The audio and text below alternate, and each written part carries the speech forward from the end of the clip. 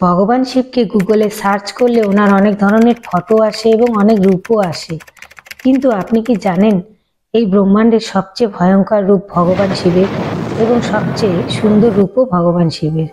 এই ভিডিওতে আপনি এমন কিছু জানতে পারবেন যা আপনাকে ভেতর থেকে বদলে দেবে। সবার প্রথমে ভগবান শিবের সুন্দর রূপের কথা বলছি।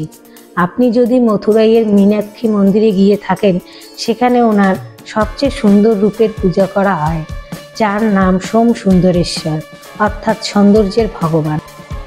এবং দ্বিতীয় ভগবান শিবের ভয়ঙ্কর রূপ, যাকে দেখে কাল ও মৃত্যু ভয় পায়, যার নাম কাল ভৈরব। এবং এখানেই সনাতন ধর্মের আসল রহস্য লুকানো রয়েছে। একদিকে যেমন সুন্দর রূপ সেও শিব, অন্যদিকে ভয়ঙ্কর রূপ সেও শিব।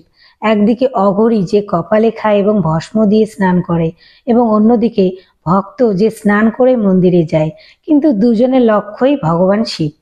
তাই সনাতন ধর্ম আমাদের শেখায়, আদিও তুমি, অন্তও তুমি, আমার দুঃখও তুমি, সুখও তুমি, আমার অন্ধকারও তুমি, আমার আলোও তুমি।